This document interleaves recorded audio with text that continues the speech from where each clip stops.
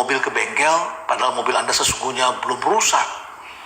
Anda tahu kan, mobil itu dilengkapi dengan aki, atau bahasa Inggrisnya baterai.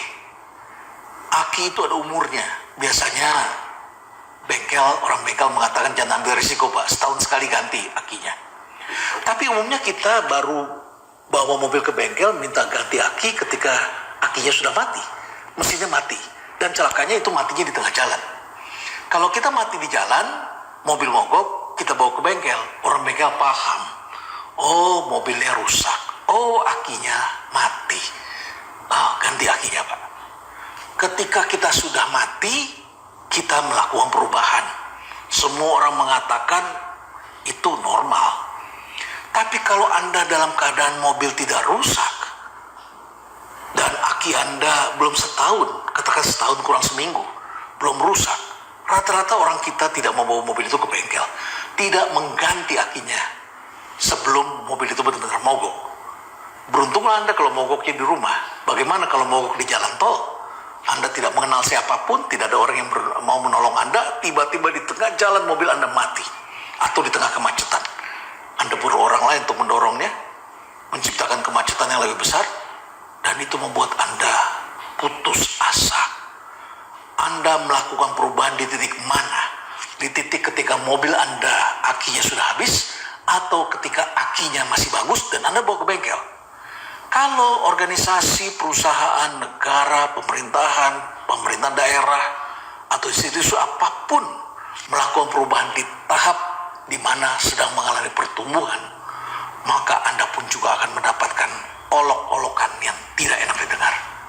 Seperti mobil tadi, Anda bawa ke bengkel, akinya masih bagus, tidak ada yang rusak, timing belt Anda oke, dan maka tujuan Anda ke bengkel adalah mencegah terjadi kerusakan di jalanan.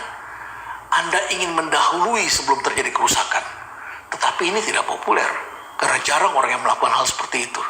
Dan di bengkel, orang bengkel akan mengatakan, Pak, ini kan tidak rusak, mengapa Anda bawa ke bengkel? Dan tentu saja Anda mengatakan, kalau Anda cukup cerdas dengan perubahan, Anda akan mengatakan, justru ini sebelum rusak, saya bawa ke bengkel, Anda perbaiki supaya saya jangan sampai kerusakan di jalanan.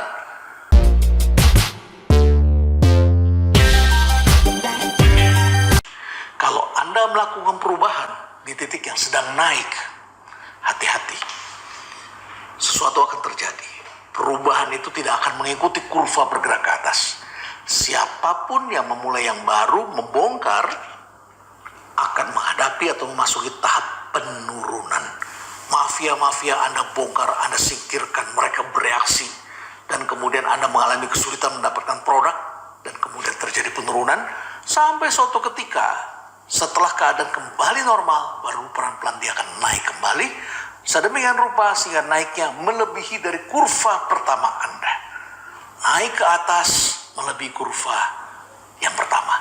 Ketika kurva pertama turun, Anda pun di sini kurva kedua sudah naik. Itulah transformasi. Pemimpin transformasi artinya pemimpin yang melakukan perubahan dikala sedang naik, tapi menuntut terjadinya pengorbanan.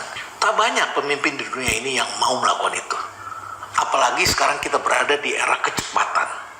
Perubahan itu bersifat 3S. Yang pertama adalah speed, kecepatan, semakin cepat. Yang kedua itu adalah surprise. Akan banyak surprise, akan banyak kejutan-kejutan yang dialami yang tidak kita duga.